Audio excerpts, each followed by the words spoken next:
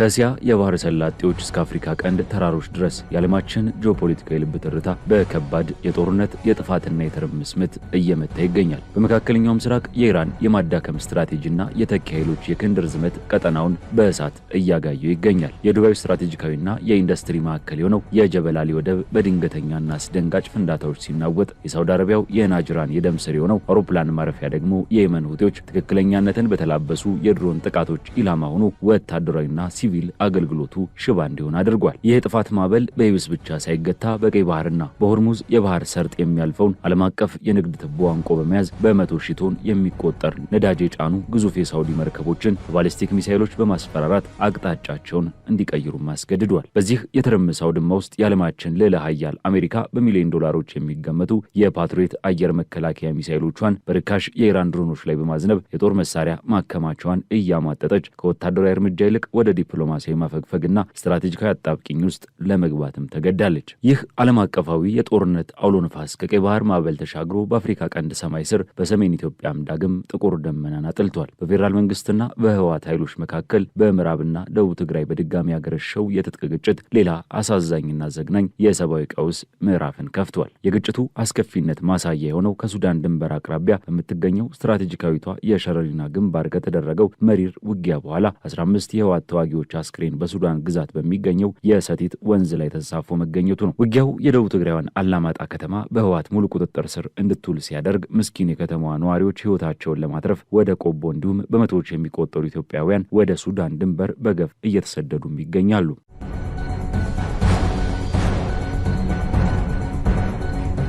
ይህ ቮይስ ኦፍ ኢትዮጵያ ዓለም አቀፍ ትንታኔ ነው። የዓለምን ፖለቲካ በሰፊው የምንዳስስበት መድረክ። ለቻናላችን አዲስ የሆናችሁ ሰብስክራይብ በማድረግ አብራችሁን ቆዩ። የመካከለኛው ምስራቅ የፖለቲካና የጸጥታ አየር ንብረት ከመቼውም ጊዜ በላይ በከፍተኛ ውጥረት በጭስና በእሳት ተሞልቷል። ከቀይ ባህር እስከ ፋርስ ባህረ ሰላጤ፣ ከየመን የባህር ዳርቻዎች እስከ ጅቡቲ እንዲሁም ከሳውዲ አረቢያ የነዳጅ ማዕከላት እስከ ዱባይ የንግድ ወደቦች ድረስ ያለው ቀጠና ዓለም አቀፉን የኃይል ሚዛን በሚፈታተን የጂኦፖለቲካ ጦርነት ማዕበል እየታመሰ ይገኛል። በዚህ ውስብስብና እጅግ አደገኛ በሆነ የትርምስ ቀጠና ውስጥ የኢራን ስትራቴጂካዊ አቅምና ተጽዕኖ በጉልህ ጎልቶ እየታየ ይገኛል። የአቅም በግልጽ ጦርነት ሳይሆን በተኪ ኃይሎች በማዳከም ስትራቴጂና ዓለም አቀፉን የንግድ መስመር አንቆ በመያዝ የሚገለጽ ሲሆን የዓለምን ልዕለ ኃያል አሜሪካን ሳይቀር ወደ ከባድ ውሳኔና ማፈግፈግ ያስገደደ የዘመናችን አስገራሚ ወታደራዊና ዲፕሎማሲያዊ ክስተት ሆኗል። የግጭቱ መነሻና መስፋፋት ሲታይ የኢራን ተጽዕኖ በግልጽ የሚታየው በየመን ሁቲዎች አማካኝነት ነው። የዱባዩ ስትራቴጂካዊና የኢንዱስትሪ ማዕከል የሆነው ጀበል አሊ ወደብ አካባቢ በድንገተኛና ተከታታይ ፍንዳታዎች መናወጡ ቀጠናውን አስደንግጧል። በጥቂት ደቂቃ ልዩነት ውስጥ የተሰሙት 7 ኃይለኛ ፍንዳታዎችና ወደ ሰማይ የተመመው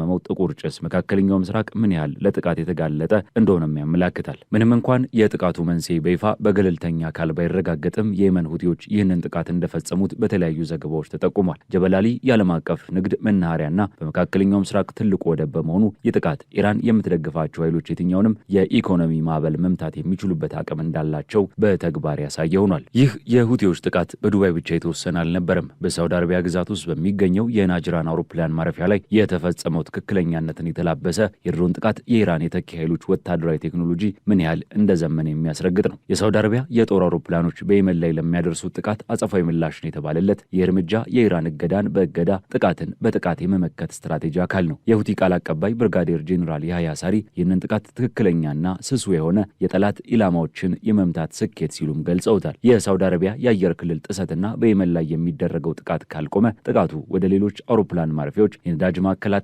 ስትራቴጂካዊ ተቋማት እንደሚሰፋ የተሰጠው ማስጠንቀቂያ ሪያድን ከፍተኛ የጸጥታ ስጋት ውስጥ የከተተም ሆኗል። የዚህ ጥቃት ተጨባጭ ማሳያ የሆነው የናጅራን አውሮፕላን ማረፊያ ጉዳይ ከግንባታና ከስም ባለፈ የሳውዲ አረቢያ ደቡባዊ ግዛት የደም ስር ከመሆኑ አንጻር የሚሰጠው ፖለቲካዊና ወታደራዊ ትርጉም የገዘፈ ነው። በነሐሴ 4 የተፈጸመው ይኸው የድሮን ጥቃት የማረፊያውን አብዛኛውን እንቅስቃሴ አንካሳ አድርጎታል። በተለይም የአውሮፕላን ማረፊያው አንጓ የሆነው ዋና የራዳር ስርዓት መውደሙን ተከትሎ የሳውዲ ሲቪል አቪዬሽን ከባድ ራስ ምታት ውስጥ ወድቋል። አውሮፕላን ማረፊያው ለወታደራዊ ሎጂስቲክስ ከሚሰጠው አገልግሎት ባሻገር የናጅራንን ግዛት እንደ ሪያድ፣ ጅዳና ደማም ካሉ የሀገሪቱ የልብ ትርታዎች ጋር እንዲሁም እንደ ካይሮና ዱባይ ካሉ ዓለም አቀፍ መዳረሻዎች ጋር የሚያስተሳስር ወሳኝ ድልድይ ነበር። ጥቃቱን ተከትሎ የሳውዲ ባለስልጣናት ይፋዊ ማረጋገጫ ከመስጠት ቢቆጠቡም በማረፊያው ድረገጽ ላይ የታቀዱ በረራዎች በሙሉ መረጃቸው ያልታወቀ ወደሚል የትርምስ ምዕራፍ ተሸጋግረዋል። ማረፊያውም ላልተወሰነ ጊዜ አገልግሎት መስጠት አቁሟል። የሁቲ ቃል አቀባይ ብርጋዴር ጄኔራል ያህያ ሳሪ የጥቃቱን ምክንያት ሲያብራሩ እርምጃው የዘፈቀደ ሳይሆን በሰሜናዊ የመን ግዛቶች በሆኑት ሳዳና ህጃ ላይ የሳውዲ ድሮኖች ያደረሱትን ተደጋጋሚ የአየር ክልል ጥሰት ተከትሎ የመጣ ቀጥተኛ የቅጣት እርምጃ መሆኑን አስምሮበታል። የወታደራዊ መተናነቅ ድንገት የተፈጠረ ሳይሆን እንደ አውሮፓውያን አቆጣጠር ከ2022 ጀምሮ በቀጠናው ሰፍኖ የነበረውን አንጻራዊ የተኩስ አቁም ስምምነት ብናኝ ያደረገ ክስተት ነው። የዚህ አዲስ የጦርነት ምዕራፍ ማዕበል መነሳት የጀመረው ገና በሐምሌ ወር ነበር። በወቅቱ በሰና ዓለም አቀፍ አውሮፕላን ማረፊያ አንድ የኢራን አውሮፕላን እንዳያርፍ በተፈጠረ ውዝግብና ተከትሎ በደረሰው የሳውዲ ጥቃት ምክንያት የሁቲ ኃይሎች በአብርሃ ዓለም አቀፍ አውሮፕላን ማረፊያ ላይ አጸፋዊ እርምጃ መውሰዳቸው የቀጠናውን የጸጥታ መለኪያ ቴርሞሜትር ከፍ አድርጎት ቆይቷል። የዚህ የጦርነትና የእገዳ ፖሊሲ ተግባራዊ ውጤት በቀይ ባህር ማዕበል ላይ በተጨባጭ ታይቷል። የዓለም አቀፉ የባህር ትራፊክ መረጃ እንደሚያመለክተው የሳውዲ አረቢያን ባንዲራ የሚያውለበልቡና እያንዳንዳቸው በሚሊዮን በርሜል የሚቆጠር ድፍድፍ ነዳጅ የመጫን አቅም ያላቸው 6 ግዙፍ የነዳጅ ጫኝ መርከቦች የባቤል መንደብን የሞት ቀጠና ላለማቋረጥ ሲሉ አቅጣጫቸውን ለመቀየር ተገደዋል። ጊናህ፣ ሌላ፣ ቡራቃህ፣ ዲላም፣ ሐዚምና ሰላም የተሰኙት እነዚህ የባህር ላይ ግዙፍ አንበሶች የተለመደውን አቋራጭ የቀይ ባህር መስመር እርግፍ አድርገው በመተው ፊታቸውን ወደ ደቡብ አፍሪካ ዙረዋል። የመርከቦች የጉዞ መዳረሻ በቅጽበት ተቀይሮ የደቡብ አፍሪካዎቹን ደርባን፣ ፖርት ኤልዛቤትና ኤልጓቤ ወደቦችን ማመላከቱ የሁቲዎች የባህር ላይ እገዳ ምን ያህል አስፈሪና የማይታለፍ ኃይል እንደፈጠረ ያው ምስክር ነው። እነዚህ መርከቦች ተጨማሪ 2 ሳምንታትን በሚፈጀውና በኬፕ ኦፍ ጉድ ሆፕ ዙሪያ በሚደረገው ረዣዥምና አድካሚ ጉዞ ውስጥ መግባታቸው ለሳውዲ አረቢያ የኢኮኖሚ ምሰሶ ላይ የተሰነዘረ ከባድ ጫና ነው። ግዙፉ የሳውዲ የባህር ትራንስፖርት ኩባንያ በእንዲህ አይነት ድንጋጤና ፍርሃት ውስጥ ወድቆ መርከቦቹን በረዥሙ መስመር እንዲያመልጡ ማድረጉ ቀይ ባህር አሁን ላይ ማንም የሌላ ሀያል ሀገር መፈንጫ ሳይሆን የኢራንና የሁቲዎች ጦር አውድማ መሆኑን በግልጽ አስምሮበታል። የዚህ ጂኦፖለቲካዊ ውጥረት ሌላኛውና ምናልባትም እጅግ አደገኛ መልክ እየታየ ያለው በቀይ ባህርና በባቤል መንደብ ባህረ ሰላጤ አካባቢ ነው። የኢራን ድጋፍ ያላቸው ሁቲዎች በሳውዲ አረቢያና በእስራኤል የኢኮኖሚ ጥቅሞች ላይ ያነጣጠረ የባህር ላይ እገዳን አውጀዋል። ይህ እገዳን መከላከል የሚቻለው በእገዳ ብቻ ነው የሚለው አስተምሮ ዓለም አቀፉን የንግድ መስመር ክፉኛ ጎድቶታል። የሳውዲ አረቢያ ባንዲራን የሚያውለበልብና ወደ 50 ሺህ ቶን የሚጠጋ የነዳጅና ኬሚካል ምርት የጫነው ኤንሲሲ ገዛል የተሰኘው ግዙፍ መርከብ በተተኮሱበት ባሊስቲክ ሚሳይሎች ምክንያት ጉዞውን አቋርጦ ወደ ኋላ እንዲመለስ መገደዱ የዚህ እገዳ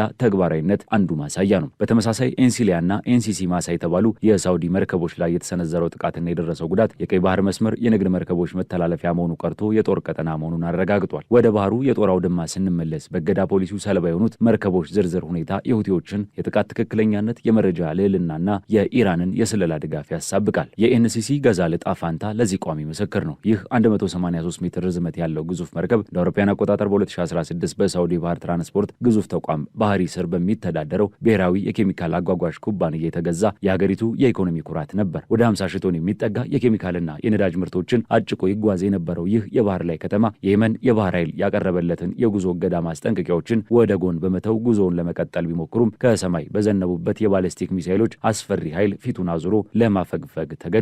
የሁቲዎች ኢላማ መርከቦቹን በባህር ስር መቅበር ብቻ ሳይሆን ማስፈራራት፣ ወደ ኋላ መመለስና የሳውዲን የንግድ መስመር አስተማማኝነት ጥያቄ ውስጥ ማስገባት መሆኑን የዚህ መርከብ ወደ ኋላ ማፈግፈግ በግልጽ ያሳያል። በዚህ የባህር ላይ ውጥረት ውስጥ ጦርነቱ ቀጥተኛ ተሳታፊ ባልሆኑ ሀገራት ላይም የከፋ ጉዳትን እያደረሰ ይገኛል። ለዚህም ዋነኛ ማሳያ የሚሆኑት በህንድ ባንዲራ ስር ይጓዝ የነበረው ኤምኤስቪ ፋይዝ ኑር ኦሊያ የተሰኘ የጭነት መርከብ በየመን የባህር ዳርቻ አቅራቢያ በማንነቱ ባልታወቀ አካል በተተኮሰበት ፕሮጀክታይል ተመቶ መስመጡ ነው። በመርከቡ ላይ ከነበሩት 14 የቡድኑ አባላት መካከል 13ቱ ህንዳውያን ሲሆኑ በየመን የባህር ዳርቻ ጠባቂዎች አፋጣኝ ርብርብ ህይወታቸው ሊተርፍም ችሏል። ይህ ክስተት የህንድ መንግስትን በእጅጉ ያስቆጣ ሲሆን የህንድ የውጭ ጉዳይ ሚኒስቴርና የባህር ትራንስፖርት ባለስልጣናት በንግድ መርከቦች ላይ የሚደርሰውን ምክንያት የለሽ ጥቃት አጥብቀው አውግዘዋል። ሆኖም ይህ ክስተት የሚያሳየው መራራ እውነት ቀይ ባህርና የሆርሙዝ ባህረ ሰላጤ ለዓለም አቀፍ ንግድ እጅግ አደገኛ ቀጠናዎች መሆናቸውንና የትኛውም ሀገር መርከብ ከዚህ ስጋት ነጻ ለመሆኑን ነው። ይህ በእንዲህ እንዳለ የአሜሪካና የአጋሮቹ ወታደራዊ ምላሽ እጅግ አስገራሚ በሆነ የታክቲክና የሎጂስቲክስ ፈተና ውስጥ ወድቋል። ፔንታጎን በመካከለኛው ምስራቅ ያሉ የጦር ሰፈሮቹንና የእስራኤልን ሰማይ ከኢራንና ከተኪዎቿ ባሊስቲክ ሚሳይሎችና ድሮኖች ለመከላከል ሲል እጅግ ውድ የሆኑትን የፓትሪዮትና ታድ የጸረ ሚሳይል መከላከያ ስርዓቶችን ያለማቋረጥ ሲጠቀም ቆይቷል። ነገር ግን የዚህ ተከታታይ የብረት ዝናብ ውጤት የአሜሪካን የሚሳይል ክምችት በሚያስደነግጥ ፍጥነት አሟጦታል። በተለያዩ ወታደራዊ ዘገባዎች መሰረት አሜሪካ ከነበራት የፓትሪዮት ኢንተርሴፕተር ሚሳይሎቹ 80 በመቶ የሚጠጋውን የተጠቀመች ሲሆን የታድ ሚሳይሎች ክምችትም ወደ 250 ዝቅ ብሏል። ከ1000 በታች የፓትሪዮት ሚሳይሎች መቅረታቸው አሜሪካ በቻይና ወይንም በሩሲያ ሊከፈት ለሚችል የሚችል ሌላ ዓለም አቀፍ ጦርነት ያላትን ዝግጁነት ጥያቄ ውስጥ ከቶታል። የኢራን ወታደራዊ ስትራቴጂ ሊቅነት ጎልቶ የሚታየው እዚህ ላይ ነው። ኢራንና ተኪዎቿ የሚጠቀሙት ርካሽ የሆኑ ድሮኖችና ሚሳይሎች ሲሆኑ አሜሪካና አጋሮቿ እነዚህን ለማክሸፍ እያንዳንዳቸው በሚሊዮን ዶላር የሚቆጠርና ለማምረት ዓመታትን የሚፈጁ ዘመናዊ ሚሳይሎችን ለመተኮስ ተገደዋል። ይህ አይነቱ የማዳከም ጦርነት የአሜሪካን የጦር መሳሪያ ማከማቻ ባዶ ከማድረጉም ባሻገር ፖለቲካዊ ውሳኔዎችን ጭምር አስቀይሯል። የአሜሪካው ፕሬዚዳንት ዶናልድ ትራምፕ በኢራን ላይ አስከፊ ወታደራዊ ጥቃት ለመሰንዘር ከዛቱ ከጥቂት ቀናት በኋላ ባልተጠበቀ ሁኔታ እቅዳቸውን ሰርዘው ወደ ዲፕሎማሲያዊ ድርድር መዞራቸው የዚህ ሎጂስቲካዊ ቀውስ ቀጥተኛ ውጤት መሆኑንም ይነግረናል። ምንም እንኳን ፕሬዚዳንቱ ውሳኔውን የሰረዙት የሰዎችን ሕይወት ለመታደግና በድርድር መፍትሄ ለማምጣት ነው ቢሉም የፔንታጎን ወታደራዊ አዛዦች የጦር መሳሪያ ክምችቱ መመናመኑን ተከትሎ የሰጡት ማስጠንቀቂያ ትልቁን ሚና መጫወቱ የፖለቲካ ተንታኞች ይገልጻሉ። አሜሪካ 44 የንግድ መርከቦችን አቅጣጫ በማስቀየር ሁለቱን በማሰናከልና ሁለቱን በመፈተሽ በኢራን ላይ የንግድ እገዳ ጥብቅ ለማድረግ ብትሞክርም የኢራን ወታደራዊ ምላሽ መቋቋም የማይቻል ደረጃ ላይ ደርሷል። የኢራን ስነ ልቦናዊና ወታደራዊ በላይነት በሆርሙዝ የባህር ሰርጥ አካባቢ በሚሰሙት የዛቻ ድምጾች ይበልጥ ይረጋገጣል። የሆርሙዝ የባህር በር የዓለማችን 20% ነዳጅ የሚያልፍበት ዋነኛ ኢኮኖሚ ትቦ ነው። ይህንን መስመር አሜሪካና እስራኤል ለማቋረጥ ወይንም ሌላ አማራጭ የንግድ መስመር ለመክፈት የሚያደርጉትን ሙከራ ኢራን እንደ ቀጥተኛ የጦርነት አዋጅ ቆጥረዋለች። የኢራን ጦር ከፍተኛ አማካሪ የሆኑት መዋሰን ረዛይ ባደረጉት ቃለ ምልልስ አሜሪካ በሆርሙዝ ሰርጥ አዲስ የባህር ኮሪደር ለመክፈት የምታደርገው ጥረት ፍጹም ተቀባይነት እንደሌለውና የጦር መርከቦችን ቢመጡ ኢራን እርምጃ ከመውሰድ እንደማትመለስ በግልጽ አስጠንቅቀዋል። ይህ ማስጠንቀቂያ ከሁለተኛው የዓለም ጦርነት የከፋ ወይንም ሶስተኛውን የዓለም ጦርነት ሊያስነሳ የሚችል አቅም ያለው መሆኑ የአሜሪካን የአውሮፓንና የቻይናን የኢኮኖሚና የፖለቲካ ፍላጎቶች በቀጥታ የሚፈታተንም ነው። በዚህ ጂኦፖለቲካዊ ትንቅንቅ ውስጥ የኢራን የውስጥ ፖለቲካና የውጭ ፖሊሲ አቋም የማይበገሩ ነው ቀጥሏል። የአያቶላህ አሊ ካሜኒ ታሪካዊ ትንበያዎች ማለትም እስራኤል ከ2040 በኋላ አትኖርም የሚለው አባባል አሁን በልጃቸው ሙጅታባ ካሜኒ ይበልጥ ኃይለኛ በሆነ ቃና እየተስተጋባ ይገኛል። በመጨረሻም እስራኤል ትጠፋለች የሚለው የሙጅታባ ካሜኒ መልእክት ኢራን ያላትን የረዥም ጊዜ ርዕዮተ ዓለማዊና ወታደራዊ ግብ ያንጸባርቃል። ከዚህም በላይ የሂዝቦላ ዋና ጸሐፊ የነበሩት ሐሰን ናስረላህ መገደልን ተከትሎ የድርጅቱ ተተኪ መሪ ሼክ ናኢም ቃሲም ሂዝቦላህን መከላከል የኢራን ስትራቴጂካዊ ግዴታ መሆኑን አውጀዋል። ናስረላህ መስዋዕት መሆናቸው ድርጅቱን እንዳላዳከመው ይልቁንም ከትንሽ ችግኝ ወደ ግዙፍና ጠንካራ ዛፍ እንዳሳደገው የተገለጸው መግለጫ የኢራን የተኪ ኃይሎች መዋቅር በግለሰቦች መሞት የማይፈርስ ጽኑ ተቋማዊ መሰረት ያለው መሆኑን ለጠላቶች የተላከ ጠንካራ መልእክት ነው። በሌላ በኩል በአፍሪካ ቀንድም ያለው ውጥረት አይሏል። በሰሜን ኢትዮጵያ በፌዴራል መንግስት ኃይሎችና በህወሓት ኃይሎች መካከል በድጋሚ ያገረሸው የትጥቅ ግጭት በርካታ ሰብአዊና ጂኦፖለቲካ ቀውሶችን እያስከተለ ይገኛል። ግጭቱ በዋናነት በምዕራብ ትግራይና በደቡብ ትግራይ አካባቢዎች የተጠናከረ መልክን ይዟል። ቅዳሜ ዕለት ከሱዳን ድንበር አቅራቢያ በምትገኘውና ስትራቴጂካዊ ቦታ በሆነችው ሸረሪና አካባቢ በተቀሰቀሰ ውጊያ ሳቢያ በርካታ ጉዳቶች ደርሰዋል። የሱዳን ትሪቡንና ኤኤፍፒ ዜና አውታሮች እንደዘገቡት በዚሁ የሸረሪና ውጊያ ምክንያት ሱዳን ውስጥ በሚገኘው የሰቲት ወንዝ ውስጥ 15 የህወሓት ወታደሮች አስክሬን ተገኝቷል። የሱዳን ሕክምና ባለሙያዎች ለአልጀዚራ በሰጡት ቃል በሸረሪናው ጦርነት ከሞቱት የህወሓት ተዋጊዎች መካከል የእነዚህ 15 ታጣቂዎች አስክሬን በሱዳን ግዛት ውስጥ በሰቲት ወንዝ ላይ የተገኘ ሲሆን ሌሎች 6 የቆሰሉ ታጣቂዎች ደግሞ በሐምዳይት ከተማ በሚገኝ ሆስፒታል ውስጥ ሕክምና እየተደረገላቸው ይገኛል። የሱዳን ሐኪሞች አክለውም በርካቶች ቆስለው የተረፉ ምስክሮችንም እያከሙ መሆናቸውን አረጋግጠዋል። ይህ በእንዲህ እንዳለ የህወሓት ኃይሎች በደቡብ ትግራይ አቅጣጫ አላማጣ ከተማን ሙሉ በሙሉ መቆጣጠራቸው የተዘገበ ሲሆን በዚህም ምክንያት የከተማዋ ነዋሪዎች ህይወታቸውን ለማትረፍ ወደ ቆቦ ከተማ እየተሰደዱ ይገኛሉ። ባለፉት ጥቂት ቀናት በተቀሰቀሰው በዚህ ውጊያ ምክንያት በመቶዎች የሚቆጠሩ ኢትዮጵያውያን ሰላምን ፍለጋ ወደ ጎረቤት ሀገር ሱዳንም ተሰደዋል። ከዚህም ባለፈ ግጭቱ በምስራቃዊ ሱዳን በሚገኙ የስደተኞች ካምፖች ላይ ጭምር ጉዳትን አድርሷል። በውጊያው ወቅት የተተኮሱ የከባድ መሳሪያ ጥይቶች ሱዳን ውስጥ በሚገኙ የስደተኛ ካምፖች ላይ በማረፋቸው በርካታ ስደተኞች ህይወታቸውን አጥተዋል። ይህ ክስተት በመቶዎች የሚቆጠሩ ሲቪሎች ድንበር አቋርጠው እንዲሰደዱ ከማስገደዱም በላይ ቀድሞውኑ በተጎዳው የድንበር አካባቢ ያለውን የሰብአዊ ቀውስ ይበልጥ አባብሶታል። የግጭቱ መነሻና አፈዛዘምን አስመልክቶ በሁለቱ ወገኖች መካከል እርስ በርስ የሚጣረሱ ክሶች እየቀረቡ ነው። በዶክተር ደብረጽዮን ገብረ ሚካኤል የሚመራው የትግራይ ጊዜያዊ ክልላዊ አስተዳደር የፌዴራል መንግስቱ ኃይሎች በምዕራብ ትግራይ ሸረሪና አካባቢ አዲስ ሰፊ የመሬት ጥቃት እንደሰነዘሩበት በይፋ ከሷል። በመቀሌ የተሰጠው ይህ መግለጫ እንዳመለከተው አጥቂዎቹ ኃይሎች ከባድ የጦር መሳሪያዎችን በሜካናይዝድ የተደራጁ ክፍሎችንና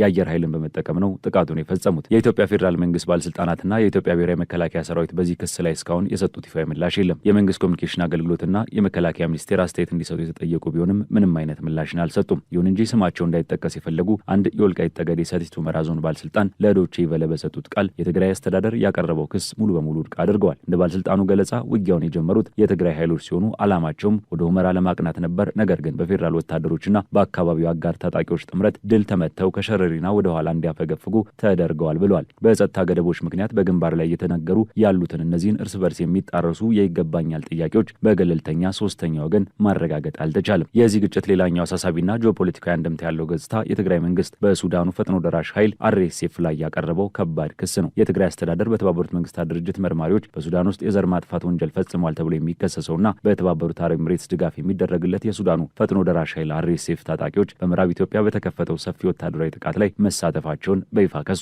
መግለጫው ይህ አርኤስኤፍ የተባለው ኃይል ጥቃት ከፈጸሙት የኢትዮጵያ መንግስት ኃይሎች ጎን ተሰልፎ ውጊያ ማካሄዱን በዋናነት ይጠቅሳል። ይህ ክስ የወጣው ከኢትዮጵያ መንግስት ጋር ግንኙነት ያላቸው ኃይሎች ለሱዳኑ ፈጥኖ ደራሽ ኃይል ድጋፍ ለማድረግ ወደ ሱዳን መግባታቸውን የሚገልጹ ዘገባዎች ከወጡ ከጥቂት ቀናት በኋላ መሆኑ ጉዳዩን ይበልጥ ውስብስብ ያደርገዋል። ከዚህ ቀደምም በሮይተርስና በሱዳን ወታደራዊ ባለስልጣናት የተደረጉ ምርመራዎችና የወጡ መግለጫዎች እንደሚያሳዩት ድንበር ተሻጋሪ የሎጂስቲክስ ድጋፎች፣ የስልጠና ካምፖችና የድሮን ማስወንጨፊያ ተቋማት በኢትዮጵያ ግዛት ውስጥ ሆነው ለሱዳን ፈጥኖ ደራሽ ኃይል ጥቅም ሲሰጡ ቆይተዋል። ይህ ሁኔታ ከቀጠናዊ ፖለቲካ ትስስር ጋር በጥብቅ የተቆራኘ ነው። ኢትዮጵያ በአፍሪካ ቀንድ የተባበሩት አረብ ኤሚሬትስ ዋነኛ አጋር ስትሆን አዲስ አበባ በአቡዳቢ ላይ ያላት የገንዘብ ጥገኝነት እያደገ መጥቷል። የተባበሩት አረብ ኤሚሬትስ ለኢትዮጵያ ጠቅላይ ሚኒስትር አብይ አህመድ የሪፎርም ፕሮግራሞቻቸውን በገንዘብ እንዲደግፉ በቢሊዮን የሚቆጠር ዶላርን እየሰጠችም ትገኛለች። ፈጥኖ ደራሽ ኃይሉ ተሳትፎበታል የተባለው በትግራይ የተካሄደው ከባድ ውጊያ ከፍተኛ የሆነ የሰው ሕይወት መጥፋትን አስከትሏል። ተንታኞች እንደሚጠቁሙት የትግራይ መንግስት ያቀረበው ክስ እውነት ከሆነ የሱዳን ፈጥኖ ደራሽ ኃይል አርኤስኤፍ የፈጠረው ስጋት በሱዳን ብቻ የተወሰነ አለመሆኑን ያሳያል።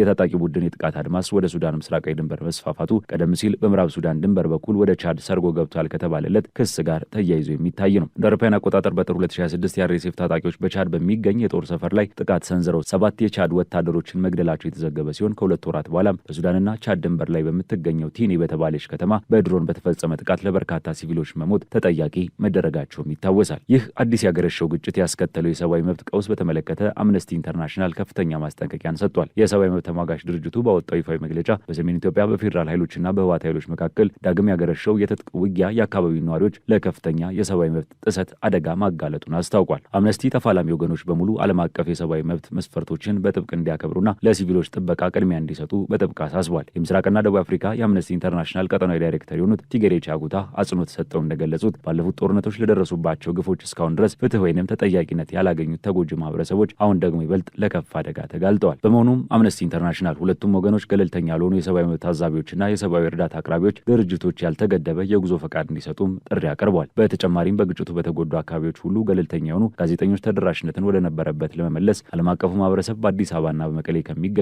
ባለስልጣናት ጋር አስቸኳይ ውይይት እንዲያደርግ ድርጅቱ ጥያቄውን አቅርቧል። ይህ የሰብአዊ መብት ጥሰት ስጋትና ዓለም አቀፍ ጥሪ የትግራይ ግጭት ዳግም ማገርሸት በአካባቢው ማህበረሰብ በስደተኞችና በቀጠናው መረጋጋት ላይ እያሳደረ ያለው ዘርፈ ብዙና አስከፊ ተጽዕኖ በግልጽ የሚያሳይ ጉዳይ ሆኗል። የዛሬው ዓለም አቀፍ ትንታኔያችን በዚሁ ተቋጨ። ስለተከታተላችሁን እያመሰገንን ለቻናላችን አዲስ የሆናችሁ ሰብስክራይብ በማድረግ ቤተሰብ እንድትሆኑ እንጋብዛለን። ከሰዓታት በኋላ በሌላ ዓለም አቀፍ ጉዳይ እስከምንገናኝ ሰናይ ጊዜ